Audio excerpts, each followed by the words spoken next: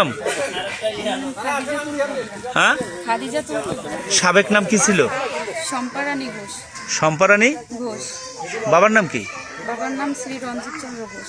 রঞ্জন রঞ্জিত চন্দ্র ঘোষ। ও রঞ্জিত চন্দ্র ঘোষ। মাতার নাম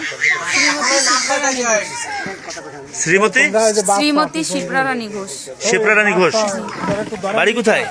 আমার দেশের বাড়ি হচ্ছে বগুড়া। বগুড়া কোন থানা? গাবতলী থানা। গাবতলী থানা। কি হয়েছে বিষয়টা বলো তো। মানে আমার এই যে এই এলাকার একটা ছেলের সাথে হচ্ছে যে ফোনে পরিচয় হয় আর কি, টিকটকে। তো তারপরে কথা বলতে বলতে ভালো সম্পর্ক হয় তার সাথে। তো সে আমারে আশ্বাস দেয় সে আমারে বিবাহ করবে। আচ্ছা। তারপরে তার সাথে ভালো, আমি তারপরে বলছি যে তুমি আমার কখনো ঠকাবে না? তো ও বলছে না। তারপরেও জানতে পারি সে একটা মানে তার পুরো ফ্যামিলি হচ্ছে যে মাওলানা, মানে মাওলানা আলেম আর কি।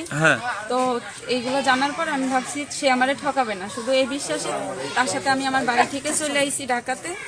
ঢাকায় আসার পরে আমার মানে আমার মার কাছ থেকে আমি স্বর্ণের জিনিস নিয়ে আসছিলাম, সেইগুলা মানে আমার আম্মুর কাছ থেকে আমি স্বর্ণের জিনিস নিয়ে আসছিলাম 3 ভরির মতো।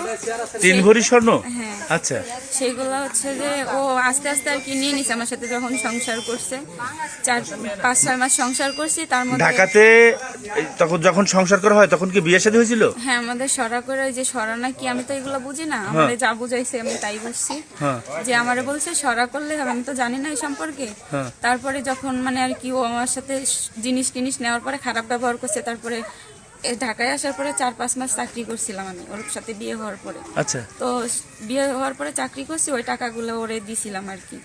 তারপরে যখন আমার সাথে খারাপ ব্যবহার করছে তখন আমি মানে আর কি আশেপাশের মানুষজন দেখছে, তারপরে আমারে জিজ্ঞেস করছে, আমি আর কি মানে অসহায়ের মতো আর কি তখন আর কি ওনাদের কাছে বলছি এমন এমন আমি হিন্দু ছিলাম এমন এমন। তো পরে বলছে ওনারা যে তোমার কি কাবিন হয়েছে কিনা।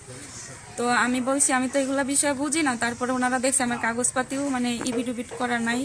তো সেই ক্ষেত্রে তারা একটা মানে আমার স্বামী যখন বাসায় যায় তারপরে তারে জানানো হয়। তো সে বলছে কি আমার বাড়িতে মানে আমার বাড়িতে নিব ঈদের সময় নিয়ে হচ্ছে ওরে কোর্টের থেকে ইবিট করে নতুন করে কি জানি কাবিন না কি ওইগুলো বুঝি না, তো ওইগুলা মানে আর কি করাবে, এগুলো আমি তো জানি না যাই হোক এই ধর্ম সম্পর্কে। তো ওনারা বলার পরে ওই ছেলের নাম কি? ওই ছেলের নাম হচ্ছে ঈসা রুহুল্লাহ। ঈসা রুহুল্লাহ। পেশায় কি ছিল? ও হচ্ছে সোহাগ কোম্পানির গাড়ির স্টাফ। সোহাগ কোম্পানির গাড়ির স্টাফ ছিল? বর্তমানে এখনো সে ওই কোম্পানির স্টাফ। এখন কি গাড়িতেই আছে? সোহাগ কোম্পানিতে গাড়িতে চাকরি করে এখনো করে? হ্যাঁ। ওই সোহাগের বাবার নাম কি? তা তো আমি জানি না। সোহাগ না, হচ্ছে ঈসার বাবার নাম কি?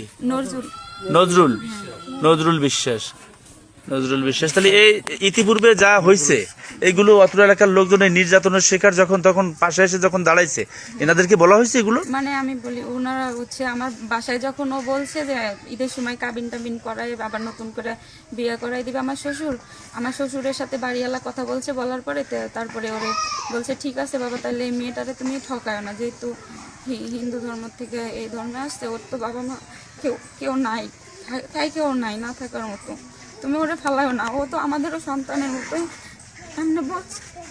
পরে ও হচ্ছে আমাদের মিথ্যা কথা বলছে যে আমি কাজ করে এই কয়েকদিন কাজ করে ঈদের সময় তোমার বাড়িতে নিয়ে যাবো, এই কথা বললে সে পরে হচ্ছে ওখান থেকে আর কি করছে পালায় চলে আসছে। আর আমার সাথে যোগাযোগ করে না, আমি ফোন দিলে আমার ফোন রিসিভ করে না। তারপরে যেমনি হোক ও একদিন আমার সাথে আমার বাসায় শুয়ে টিকটক দেখতেছিলাম, তখন ওই আমার হচ্ছে যে ফুপু শাশুড়ির ছেলেরে দেখাইছিল আর কি হামিদ ভাইয়ারে। তো উনি আর কি তারপরে বলছিল যে এটা আমার ফুপুর ছেলে। তো ওনার টিকটক আইডিতে আবার ওনার নাম্বার দেওয়া ছিল, তো ওনার সাথে আর কি যোগাযোগ করা হয়েছিল। যোগাযোগ করার পরে আমি ওনারে জানাই যে ভাই আপনার ভাই তো এই কাজ করছে আমার সাথে, আমি তো হিন্দু ছিলাম এমন এমন কাজ করছে। তো উনি শোনার পরে বলছে যে এটা যদি সত্যি হয় তাহলে অবশ্যই তুমি একটা বিচার পাবা, তুমি যেহেতু আমার বাড়ির বউ আমি অবশ্যই এগুলো। তারপরে উনি নাকি গ্রামে সবাইকে জানানো হয়েছে, জানানোর পরে তারপরে ও না স্বীকার করছে যে না আমি বিয়ে করি নাই, অনেক কিছু বলছে, ও স্বীকার করে নাই যে আমাদের বিয়ে করছে। কিন্তু আমি ওর পাও পর্যন্ত ধরছি যে তুমি আমাদের এইভাবে ঠকায়ও না। আচ্ছা, এই যে তুমি যে তোমার আম্মুর কাছ থেকে যে স্বর্ণ গহনাগুলো আনছিলা এই গহনাগুলো কি তুমি ওর কাছে দিয়ে দিলা না ও তোমার কাছ থেকে ছলনা দিয়ে নিয়ে নিল? ও মানে আমারে বলছে যে ওর নাকি ব্যবসায় কি, মানে ও আগে আমারে বলছিল কি একটা ব্যবসা করে, ঠিক আছে, কি ব্যবসা করে সেটা বলে নাই, কিন্তু আমি ওর তো অনেক ভালোবাসি তাই ওর কথায় বিশ্বাস করছি। মানে বারে বারে এই স্বর্ণের জিনিসগুলো, মানে 2টা চেন ছিল, কানের জিনিস ছিল, আরো হাতের চুড়ি টুড়ি ছিল, সব মিলায় মানে বারে বারে আর কি জিনিসগুলা নিছে আমার কাছ থেকে। নেওয়ার পরে পরে লাস্টে গিয়ে ও, আমি দেখছি যখন দেখছি যে ও কিছু করে না, পরে যখন বলছি তখন আর কি আমার কাছ থেকে কাইটে পড়ছে, আবার 70,000 টাকা নিয়েছে আমার থেকে। তো আমি যে চাকরি করছিলাম ঢাকা শহরে। তুমি যে চলে আসছো তোমার মা বাবা কি জানে? আমার মারে আমি পরে বলছি যে মা আমি এরকম এরকম চলে এসেছি, আমার মা অনেক কষ্ট হয়েছে। কয় ভাই বোন তোমরা? আমরা 2 ভাই 2 বোন।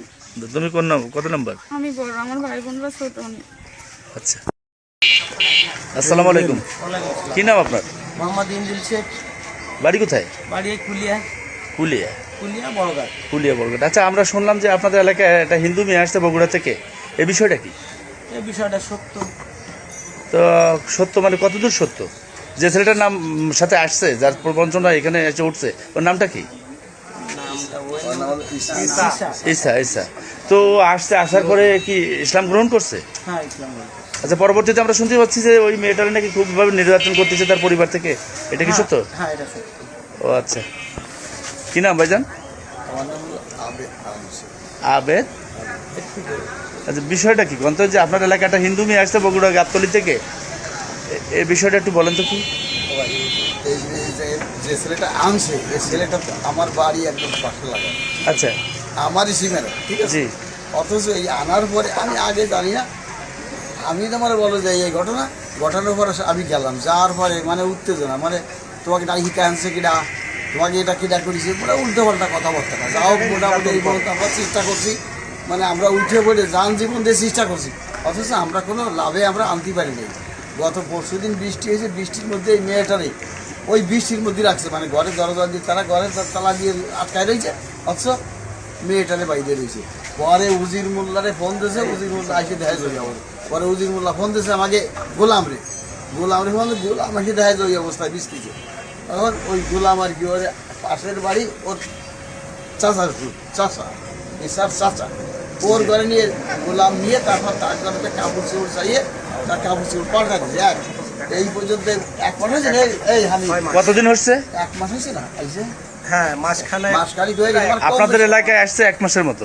হ্যাঁ, মানে চাঁদ রাত্রে আসছে, 2-1 দিন চাঁদ কম রাত্রে। বেশও হতে পারে। জি। এখন এনে আসার পরে এই পর্যন্ত এই বাগেরহাটের তো আইসি এভিডেভিট করি আসার পরে জিজ্ঞেস করেছি আমরা যে তোমার এভিডেভিট তো হয়েছে, আমি এটা কি কাবিন করছো?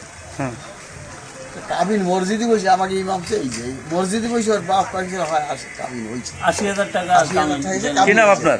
আমার নাম হাফেজ মোহাম্মদ হোসাইন। আপনি কি ওই মসজিদের ইমাম, ওই বাড়ির পাশে মসজিদের ইমাম? আচ্ছা, ওকে বাড়ি যাও, ওকে আচ্ছা, টাকা ওই এই দিয়ে যে বিষয়বস্তুগুলো শুনতেছি, বগুড়া গাবতলী থেকে একটা মেয়ে আসছে, তারা অপরিসীম নির্যাতন করতেছে, আপনারা মসজিদে জুম্মর নামাজ শেষে লোকজন সমবেত হয়ে তার নির্যাতনের সহ্য না পেয়ে আপনারা গিয়ে সেখানে সুপারিশ করছেন, আমরা এই সুপারিশের কি কোনো ফলাফল আসে নাই? না, ফলাফল বিষয়বস্তুটা কি বলেন তো?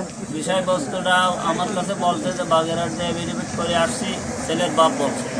আমি মসজিদের থেকে জিজ্ঞেস করছি, তারপরে বলছি তাই কামিন রেজিস্ট্রি করা হয়েছে নাকি? তা বললো কি প্রথম বলে না, তারপরে অনেক ধরার পরে হাত ধরার পরে শাসে বলছে হ্যাঁ কামিন রেজিস্ট্রি করছি, 80,000 টাকা দেন মহল্লে। আমি বললাম যে সুন্দর, ভালো লাগছে, তুমি যখন গার্জেন হয়েছো। তারপরে এখন দেখি যে ওই মেয়েটারে বৃষ্টিতে ঘরে উঠতে দেয় না, ওই বাইরে রাখে, মারধর করে, খাতে দেয় না, নির্যাতন করে। এটা আমার কাছে সবাই এসে বলছে। আমি একদিন গেছি, এরপরে এলাকাবাসী সম্মিলিতভাবে তাদের কাছে গেছেন, সবাই গেছে। যে কোনো সুরাহ আসেনি? না না করে ভাই, আপনার নাম কি? আমার নাম আব্দুল হামিদ মোল্লা, আমার বাড়ি হচ্ছে পুরন ঘোষগাতি। এই মেয়ের ছেলেটা সম্পর্কে আমার আপনই মামাতো ভাই, কিন্তু এই মামাতো ভাই এই মেয়েটারে নিয়ে সংসার করছে 6 মাস ঢাকা জি। বাসা ভাড়া করে নিয়ে। তা এই মেয়েটা যখন হিন্দু হয়ে ওর কাছে আসে, মুসলমান বানায় সে বিয়ে করছে। বিয়ে করার পরে ওই মেয়ের কাছে অনেক স্বর্ণ গয়না ছিল, যে কয়দিন বিক্রি করে খাইছে, কয়দিন ভালো ছিল। যখন ওই স্বর্ণ বেচে খাওয়া গেছে, তখন ওই মেয়েটারে ফেলাইয়ে ও গ্রামে পলাই চলে আসছে। পলায় আসার পরে মেয়ে তো আর কোনো ঠিকানা জানে না, কোথায় যাবে। তখন ওইটি একদিন শুয়ে পড়িয়ে আমার মোবাইলে অনেকগুলো টিকটক ছাড়া আছে। তা ওইটি বলছে কি যে এই যে আমার ফুয়োতো ভাই। তা ওই মেয়েটা আমার টিকটক দেখতে দেখতে আমার নাম্বারটা ওইটি একটা টিকটকে নাম্বার দেওয়া আছে, ওই নাম্বারটা উঠায় ওই মেয়েটা আমার ফোন দিয়ে আমার কান্না করে বলতেছে, ভাই আপনার ভাই আমার সাথে এইগুলো প্রতারণা করছে। তখন আমি বলছি যদি সত্যি তুমি মুসলমান হয়ে থাকো তা আমাকে ধর্মের মানুষটা এমন না, তা তোমার সুকু বিচ্ছেদ দেওয়া হবে। এই কথা বলে আমি আশপাশে বাড়ির সবাইরে জানাইছি যে এই ছেলেটা এ করছে। প্লাস আমার সেই মামা মামিরে সবাইরে বলছি। আমার ওই মামি বলছে আমার ছেলে যদি সত্যি প্রমাণ দিতে পারো যে এ করছে তা আমরা মানি নেব। তখন আমি যথেষ্ট প্রমাণ সেই মামিরে দিছি। দেওয়ার পরে তারা বলছে মেয়েটাকে আসতে বললে মেয়েটা ঢাকা থেকে রওনা দিয়ে চান রাত্রে বাড়ি এসে সে আমার কাছে পয়লা আসছে। আসার পরে আমি মুরব্বি নিয়ে টিয়ে এই কিছু লোক নিয়ে যায় সেই মেয়েটারে বাড়ি উঠাইছে। বাড়ি উঠানোর পরে স্যার সেই মেয়েটা আমারে ফোন দিয়ে বলতেছে যে ভাইয়া আমারে তো এই বাড়ি দিলেন, কিন্তু একটু খোঁজ খবর তো নিয়ে দেখলেন না যে তারা কি করতেছে। তখন আমি আশপাশের লোককে বলি বা ফলো করি, দেখি যে মেয়েটারে না খায় রাখে, কোনো বৃষ্টি হইলে ঘরে উঠতে দেয় না, মানে না খায় এত নির্যাতন করে। সে মেয়ে 2-3 বার বিহুশ হয়ে পড়ছে। এই বড়ঘাটে ডাক্তারের কাছে আনিও তার চিকিৎসা করা হয়েছে।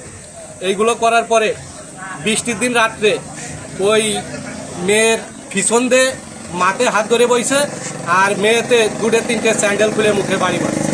এইভাবে নির্যাতন করতে পরে আমরা সহ্য করে না পারে আমরা এই গ্রামের 2 জন মিলে ওই মেয়েটাকে ওই বাড়ি থেকে উদ্ধার করে তার এক চা শ্বশুরের বাড়ি আপাতত রাখিছি, সেখানে আছে। আর এইগুলো গ্রামের মানুষ যাই চাপ দিয়েছে, ওরা বাড়ি তালা দিয়ে থুয়ে সব পলাইছে বাড়ি থেকে। আচ্ছা, আমি এইটুকু জানি। আসসালামু আলাইকুম। আপনি তো সাবেক মেম্বার ওসমান ভাই, তা আপনার এলাকায় এই যেটা দুর্ঘটনার কথা শুনতেছি বগুড়া, তো এখানে না বগুড়া গাবতলী থেকে একটা হিন্দু মেয়ে আসছে, এই যে যা শুনতেছি এটা কি আসলে সত্য? এখন এই যে অত্যাচার করতেছে এগুলো আপনারা নিষ্কাশন করার জন্য এলাকাবাসী যে গেছেন তাদের কাছে, তারা কোনো সুরাহ দেয় নাই, তা আপনারা প্রতিকার না? সামাজিক ব্যক্তিত্ব আপনারা অবশ্যই এলাকার লোকজন, এলাকার যত মুসল্লিরা থেকে ছোট বড় মুরব্বী যারা আছে তারা কয়েকদিন অনেক লোক মিলিত তাদের বাড়িতে গেছে। যেহেতু ভাই সেই মেয়েটার তো এখন বাবা মা নাই, না বাবা মা হলে আপনারা, ভাই ব্রাদার হইলে আপনারা, এইখানে তাদের কেউ নাই, তাই না? তার বাড়ি হচ্ছে বগুড়ায়। সে ছিল অন্য গোত্রের একটা মেয়ে, আপনার মানে তার স্বেচ্ছায় আপনাদের প্রবঞ্চনায়, আপনাদের ছেলের প্রবঞ্চনায় সে ধর্মত্যাগ করছে। ধর্মান্তর হওয়ার পরে সে আপনার গোত্রে চলে আসছে। আপনাদের এখন তারা গোছে নেওয়া উচিত কিনা? এখন যখন গোছে নেওয়া উচিত, আপনারা সম্মিলিতভাবে যে যখন সুরহ পান নেই, তখন আপনাদের এই মেয়ের সাথে যে কোনো জায়গায় যে জায়গায় ডাকবে সেখানে তো যাওয়া উচিত। অবশ্যই যাবো ইনশাআল্লাহ। আমরা না শুধু আমাদের এলাকায় শতকরা 95 জন লোকই যাবে, এবং পুরুষ মহিলা এবং বাচ্চা শতকরা 95 লোক এই মেয়ের পাশে যাবে সবাই। আলহামদুলিল্লাহ। যেখানে মেয়ের শান্তিজনী মেয়ে যেখানে বলবে বা আপনারা যেখানে বলবেন সেখানে যাবে। আলহামদুলিল্লাহ, ঠিক আছে ভাই, ভালো থাকেন।